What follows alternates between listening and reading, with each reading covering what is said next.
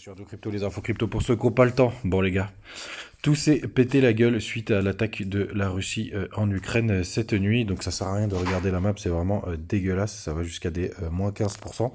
On va repartir directement sur le daily, mais sincèrement sur la partie analyse technique, je sais pas si c'est vraiment opportun. Ça reste quand même une période où j'ai pas vraiment l'habitude de faire du technique avec un marché incertain comme ça. En tout cas, bon, bah, sachez qu'on est posé là à l'heure actuelle sur les 78,6 de Fibonacci. On a une bêche dégueulasse qui est tombée là. Ce que je peux vous dire, c'est qu'on ne sait pas trop si c'est la mèche justement dégueulasse qui est fait par le lancement de la guerre. Hein. Pour le coup, je peux pas faire un historique, je ne l'ai pas vraiment vécu. Est-ce que le marché est aussi un peu plus, on va dire, sensible en ce moment? En tout cas, le 440, il a ouvert dans le vert. Ce que je peux vous dire, c'est que quand il y a des gros crashs comme ça, certains considèrent que c'est des bonnes opportunités d'achat, mais surtout, je fais vraiment pas de conseils sur cette période assez complexe. On va voir ce que ça donne, bien évidemment, avec l'ouverture des marchés américains. En tout cas, le CAC 40, il s'est pris moins 4,5%, je crois, ce matin. En daily, ce qu'on sait, c'est quand on est en dessous de la zone des 30, c'est souvent les zones de survente où on est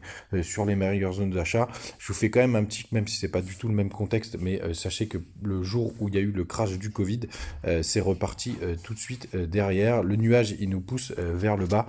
Mais encore une fois, est-ce que l'analyse technique est pertinente en ce moment? Je ne peux pas vous le confirmer, bien entendu. En tout cas, le 3D, il n'a toujours pas croisé. La bougie clôture le 25, donc demain. Donc on verra si ça a touché ou pas. En weekly, toujours pour le coup sur des zones assez clés, puisque vous voyez, on est en train de retester ce bas de W. On n'a toujours pas fait une mèche un plus bas que le précédent. Donc on va voir les gars.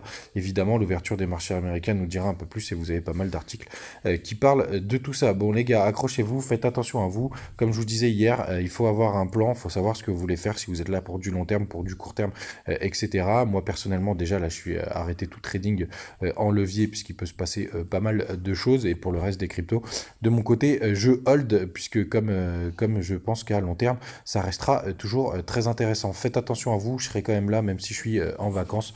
Et à demain.